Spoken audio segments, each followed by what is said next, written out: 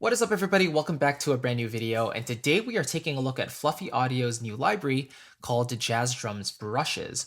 And this is definitely a welcome addition to the jazz sampling market because a lot of the times when drums are sampled, they're not necessarily capturing the brushes and the swirling motions of the drums and stuff like that. And while a lot of them sound fantastic, the functionality is just not quite there. And so when I saw that this, came out and it specializes in this kind of drum brush library type of performance. I was definitely intrigued, and I reached out to Fluffy Audio to see if we could, do something together. So I want to thank them for sending me this library. I want to take a look at how I would practically use it in a song, and I'll show you a couple of the features that it comes with, and maybe how you could use it as well. So let's dive in and take a look at, first of all, the overall interface looks pretty cool. It does have this more vintage vibe, right? Like this definitely reminds me of Bruno Mars, like the "Leave the Door Open" song, like that type of vibe. Um, the top here is kind of this gray type of color, so it might be a little bland to you, but that's totally fine. It's all about the function, isn't it? But yeah, we could take a look here. So if we close this tab, if we want to look at the advanced section, what we see is this kind of grid, this type of mapping. And I'll actually press play here and you'll get a sense of the, actually, you know what? I'm going to go over to maybe a little faster of a pattern here. So these are the different snapshots, by the way, different presets. Let's go to a swing. So let's go to swing 135 BPM and press play. So take a look up here. Notice how right now this one right here in Roman numerals, this one is grayed out, right? Or it's dark, which means it's currently playing this first variation or first, first pattern of this main loop, right? And it's going to continue to loop as it continues along. If I want to do a fill, I can simply click on a fill here. So 1, 2, 1, 2, and it goes back to there. So it's actually really smart, this engine. It just links up to your host tempo, and it follows along really nicely. If you wanted to follow along with your host tempo. And then let's say I want it to end, right? So if I press end,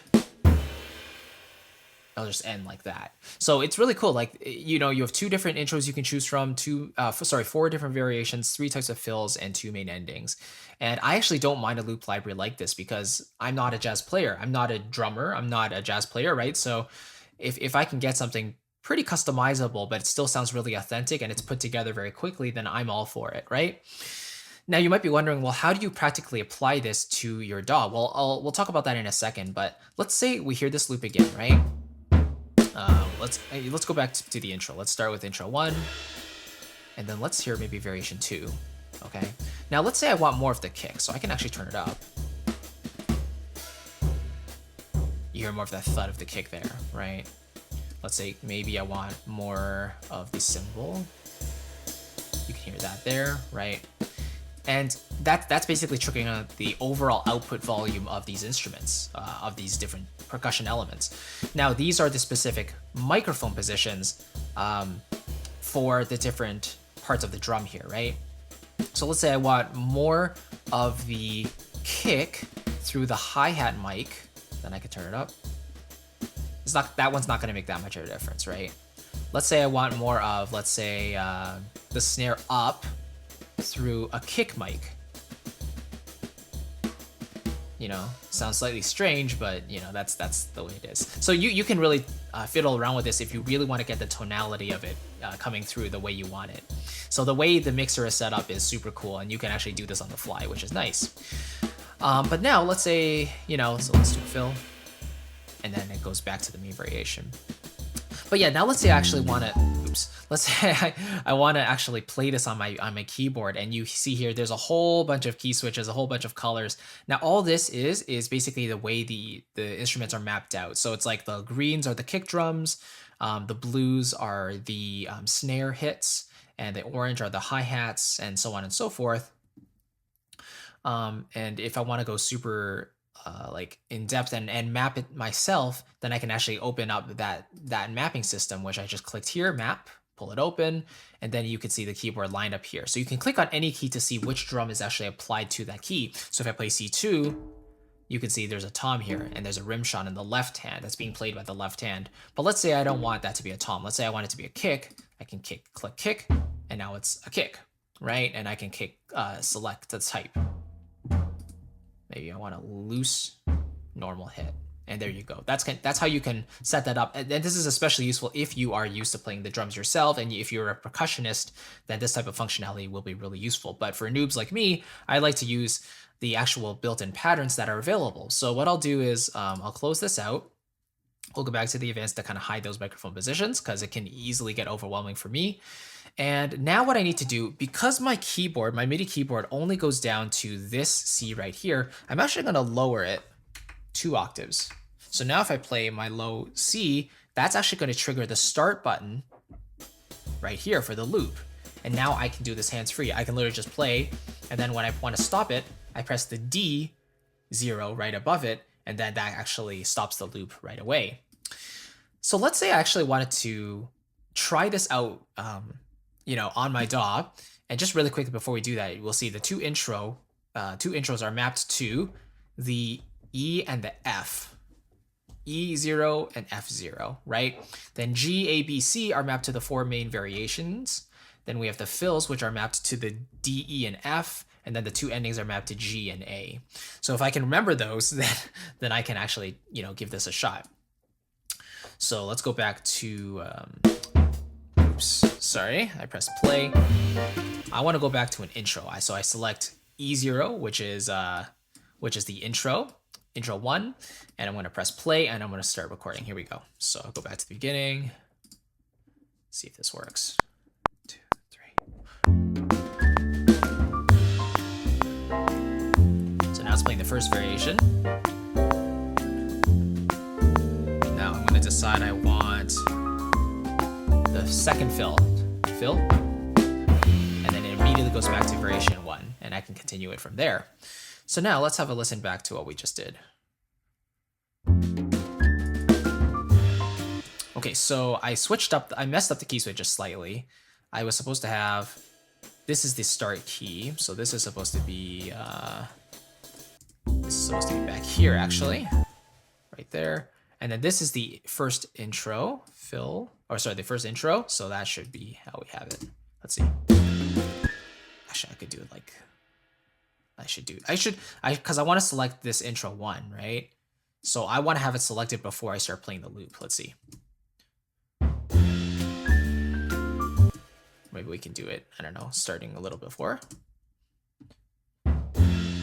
Oh, that's why. I should have it start a little bit before. Give me a 2-beat pickup. That should sound more convincing here. There we go. Now let's say I don't really like this main loop that's playing for the body of this intro.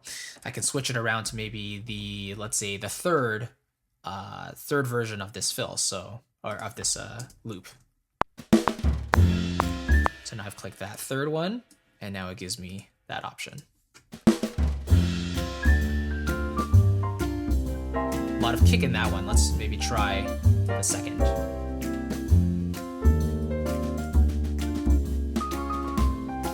And here comes the end. And it goes back to that one, right?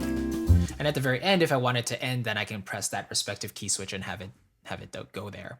And let's say maybe I want to fiddle with the miking a little bit.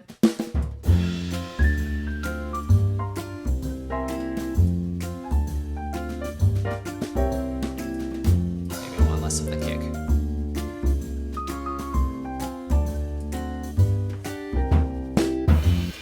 So that's kind of the idea, right? And the thing is, you have so many different styles. Like I could try any one of these and it would not sound appropriate, but you get the idea. They give you a lot of variation in there, which is cool. Really, really cool. So I could definitely see myself using this, especially if I don't have a real drummer and I need some convincing loops to play my pieces for me. Of course, always hiring a real drummer or having someone play for you, in real time is always the better option, the more realistic option. But if you don't, then a virtual instrument is your next step. And the technology is just getting better nowadays. And Fluffy really did a good job with this library. I really do enjoy using it.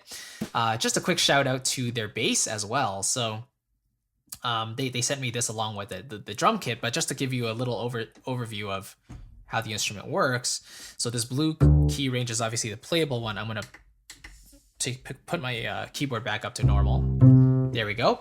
So let's just play through this a little bit. Let me talk about this really quickly. So the polyphonic obviously means you can play multiple notes at one time. The legato actually only goes up to half step and a whole step. But anything beyond that, you start to get the polyphonic nature of the instrument again. Glissando, again, within a half or whole step, I believe, you can slide between notes, and you can continue along doing this. And again, anything past the second, you get the polyphonic again. And finally, the effects, you get some additional effects, which is really cool.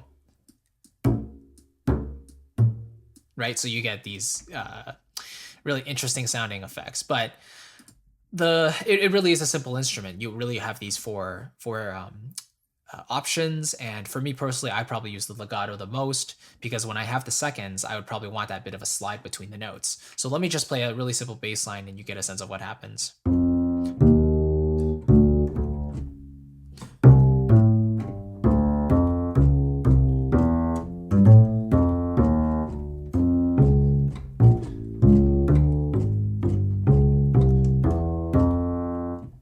Now you heard some of the slides in there. Maybe I didn't want those. So I can either go to polyphonic and just do that to eliminate the slides completely, or I can go into the MIDI data afterwards and just make sure those notes are not overlapping the ones I don't want the slides on.